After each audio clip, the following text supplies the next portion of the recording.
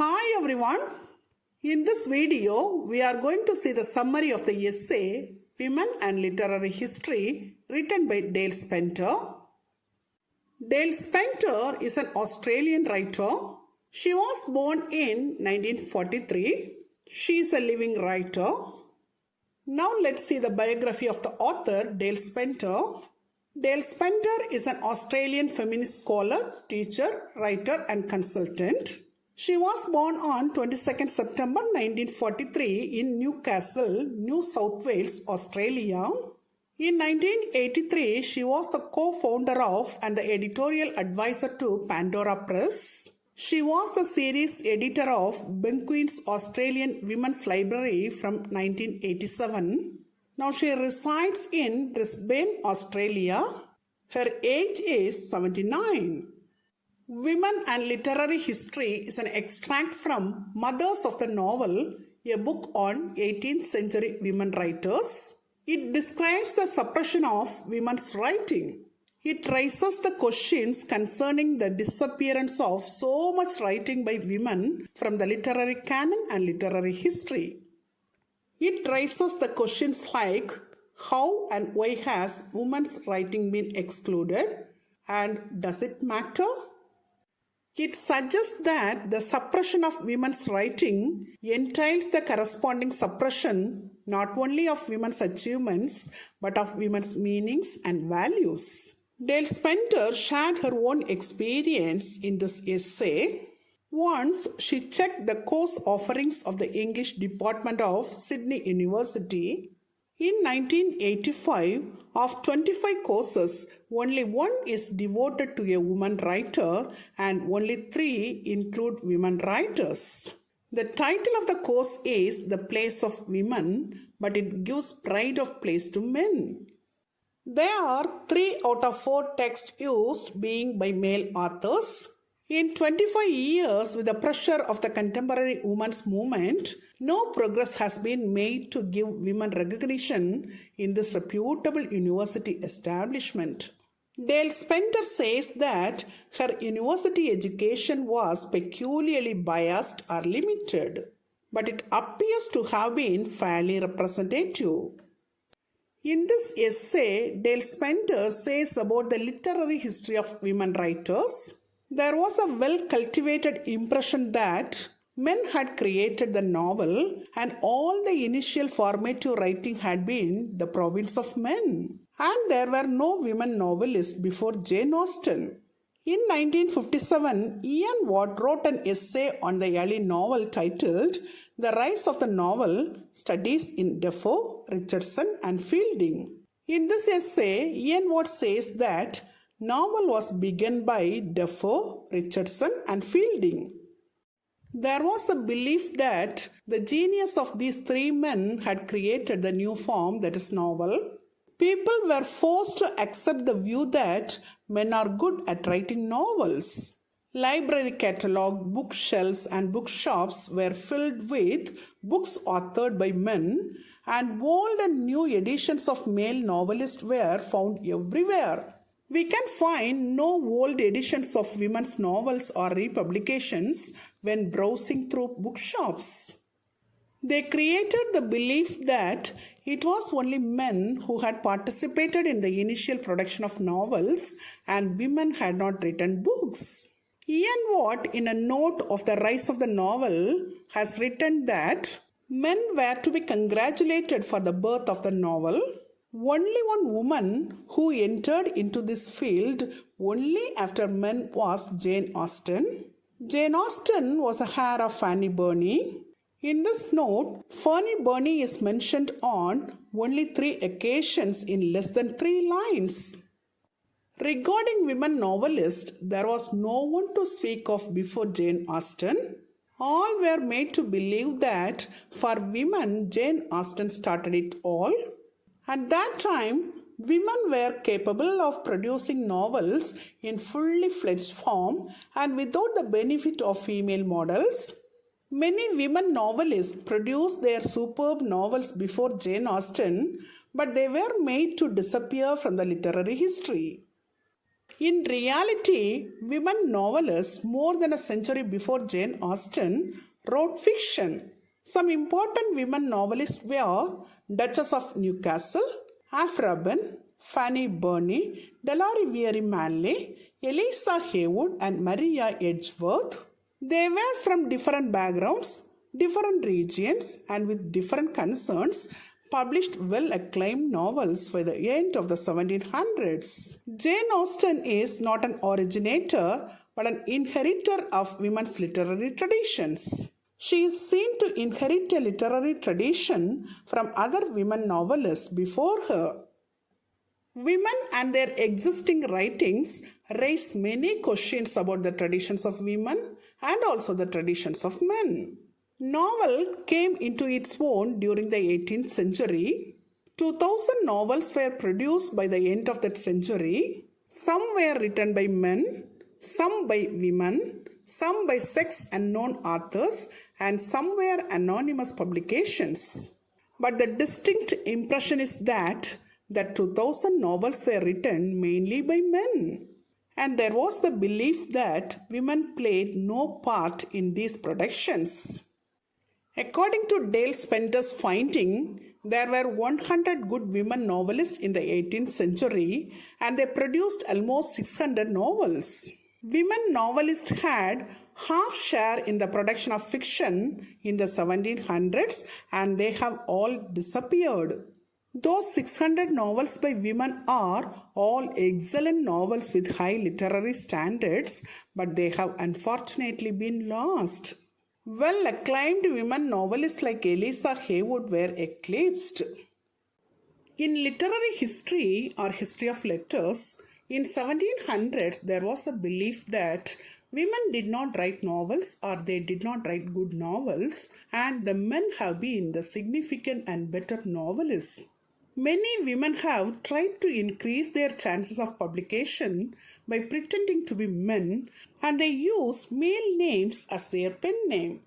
In June 1770, Gentleman's Magazine conducted an investigation to know the sex of authors, particularly to know the number of women writers.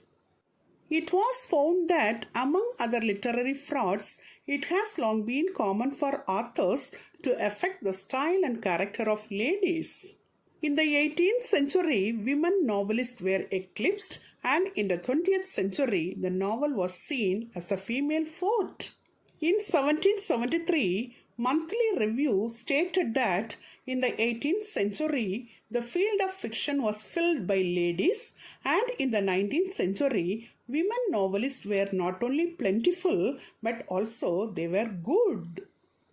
Ian Watt, in his essay The Rise of the Novel, says that by the 20th century, women are no longer held in high esteem. He acknowledges that the majority of the 18th century novels were written by women. Dale Spencer says that many good women novelists' names were not even registered, and so we have lost the knowledge about them. Many early women novelists have been edited out of literary records and removed from consciousness. 100 women novelists of the 18th century and their 600 novels have been completely forgotten. The worth of these 100 women writers were omitted out of the literary history. Their novels have not been evaluated and not included in the official literary records. The worth of women writers is not being based on any consideration of their writing, but their worth is being determined by their sex. The writing of women does not count because it is written by women. Ian Watt says that compared to men's writings, the absence of quality is found in women's writings. His book, The Rise of the Novel, consists of 300 pages. He devotes 300 pages to his assessment of male novelists and restricts his assessment of females to a single sentence, which says the majority of 18th century novels were actually written by women. There is no further discussion of the women, no entry to them in the index, and no explanation for his failure to discuss the majority of novels, that is, women novels, of the 18th century. Charlotte Lennox, Mary Wollstonecraft, Fanny Burney, Elizabeth Inchbald, Mary Hayes, Amelia Opie, and Maria Edgeworth were some important women writers of the 18th century. They were highly praised by readers and reviewers. They were valued by the best educated and the most distinguished persons of both sexes. Their writings were read and studied by many. Their efforts were consistently applauded. They enjoyed extensive and positive reviews. They were congratulated on their contribution to literature. The readers who read their novels have found them so good. But Ian Watt says that they are so bad and so they do not warrant evaluation. There was a belief that women did not write, could not get published, or went unacclaimed. But the reality is, women qualified on all these counts, but they were disqualified. We are presented with an exclusively male literary tradition. Women who were esteemed in their own lifetime are later denied and dismissed. Here we can find the transition from prominence to negation. Many attempts were made to prove that Aphra Behn did not even exist. 100 women writers and their 600 novels have been systematically denied. German Greer has referred to the phenomenon of transience of female literary fame. There have always been good women writers in every area and every era, and they always disappear. German Greer says that since the days of Aphra Behn, there have been women who have enjoyed dazzling literary prestige during their own lifetimes, but they vanish without trace from the records of posterity. Once acclaimed but now denied is the problem of women writers. To accept the disappearance of women writers is a strange and random quirk of literary history. The same fate does not await men, and enough men are retained for an uninterrupted tradition of men writers. In the 18th century, the achievement of women has been edited out of literary history, and a false version has been substituted in its place. Moreover, there is no mention of women's former greatness. There was a belief that the birth of the novel solely in terms of men. Daniel Defoe's Robinson Crusoe is considered as the first novel. Samuel Richardson's Pamela is considered as the turning point in the development of novel. And Henry Fielding, Lawrence Sterne, and Tobias Smollett are considered as the proud parents of this new form, that is novel. These are falsified versions of events, are not the facts of life. The denial of women's literary achievement continues to this day. Norman Mailer, Anthony Burgess, and Graham Greene are some of the men writers who enjoyed literary acclaim.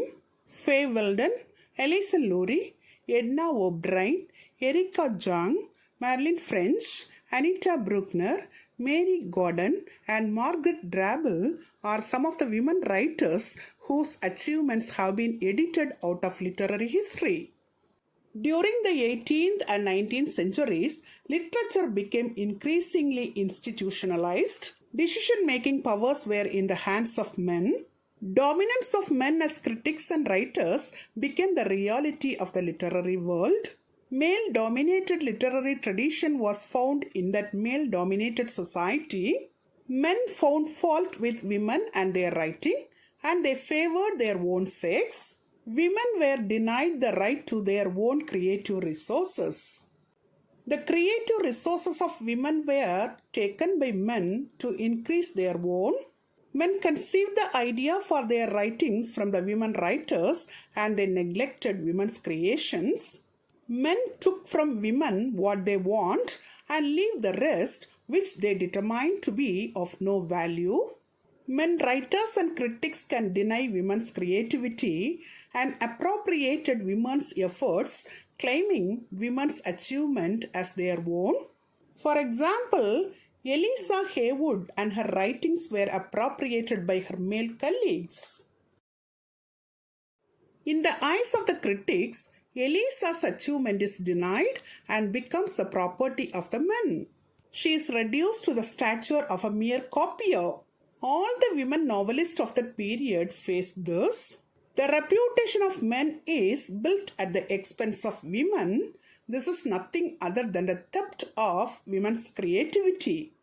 Matilda Jocelyn Gage, an American woman writer, declared that men steal the fruits of women's creative labor. According to women critics, men continue to engage in such illicit literary practice. Hilary Simpson, a feminist writer and speaker, says that D.H. Lawrence appropriated the creative resources of women and passed them off as his own. D.H. Lawrence, without acknowledgement of his sources, solicited notes and reminiscences from Jessie, from his wife Frida, from Mabel Dodge Luhan, and others. He also took over women's manuscripts and rewrote them as his own. In order to enhance his own achievement, he took over the creative contributions of Helen Cork and Molly Skinner. Like D.H. Lawrence, many men writers took the contributions of the early women novelists to enhance their own claims.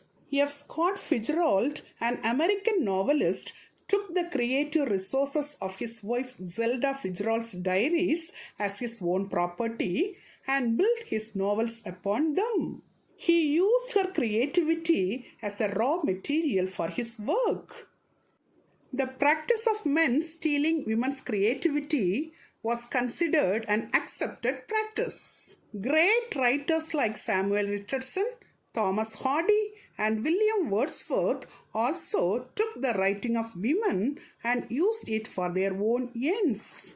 The skills of the wife of many men writers were also appropriated by men writers to achieve name and fame for themselves. It became routine for literary men to pursue women's work as available for their own use. Men writers have overlooked women's writing and they have exploited it. They suppressed the traditions of writing women. The early women writers have been removed from the literary heritage and they never existed. By the malign conspiracy of men, many women writers have lost their existence in the literary history. We are made to believe that men alone have participated in the conception and development of the new genre, the novel, and women have no place in it. Men are not ready to acknowledge women's literary contributions. Women writers have to face the massive censoring exercise that has been undertaken by men. Virginia Woolf thought that the reinstatement of women's meaning and achievements within culture could make a very big difference. Literary traditions represent the views and values of one small select group of men. They agree that those who are not in their own image are not worthy of recognition and they are available for exploitation. They construct the divisions of good and bad, rich and poor, and dominant and subordinate. These divisions affect women, men, and the whole society, says Virginia Woolf. A Room of One's Own is a work written by Virginia Woolf in 1928. In this work, she writes about the connections between women's cultural poverty and women's material poverty. In 3 Guineas, written by Virginia Woolf in 1938, she linked the male domination of the cultural heritage with exploitation, violence, and war. She associated the injustice of the suppression of women's meanings with social injustice on a grand scale.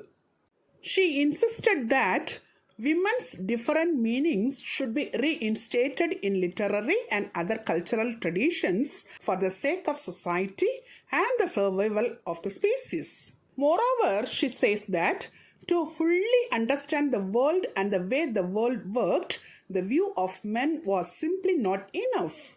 The men who exercised their power over women defined women as alien, other, and unworthy of recognition. To fully understand the world, the view of women was also needed. Women could see much that men could not. Women could see in men precisely what men could not see in themselves. So, Virginia Woolf argued that the meanings forged by women and represented in their writing should be included in the cultural heritage. It would provide a fair and reliable basis for making sense of the world. This is the argument of many women too. Women say that the knowledge of women's contribution could make a significant difference to the judgments and practices of the whole society. Male dominance means women's silence, and that society can no longer afford to neither hear nor heed the voice of half of humanity.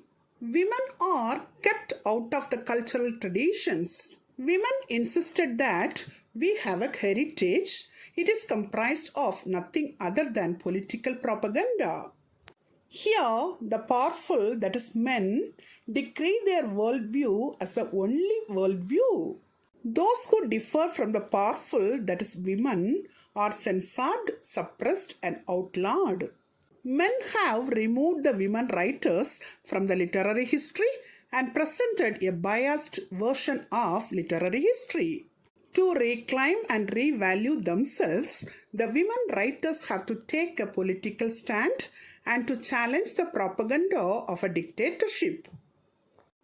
Dale Spenter says that women should seize and control their own creative resources, or they should agree the claim that the reinstatement of women in the literary traditions will lead to a better society. Moreover, she says that the establishment of the existence and extent of the cultural heritage of women could make a big difference to women, a big difference to the image of women and to the reality of female achievements. Catalogs, library shelves, bookshops, reviews, and courses of study help to suggest that women are without a literary tradition. It surely sustains the belief in female inferiority. It erodes women's confidence. It undermines the woman writer. It produces doubts. Women were without a great literary tradition. Dale Spenter concludes that it is advisable to invent one literary tradition for the positive influence it could provide for women and women's literary endeavors. Tradition is such a powerful one. So, it is a must for women writers to invent their literary tradition for the betterment of their own. Till now, in this video, we have seen the summary of the essay Women and Literary History written by Dale Spenter in an elaborate manner. Hope you have understood it very clearly. Thank you for listening. For more videos on English language and literature, subscribe and watch our YouTube channel English Language Waves.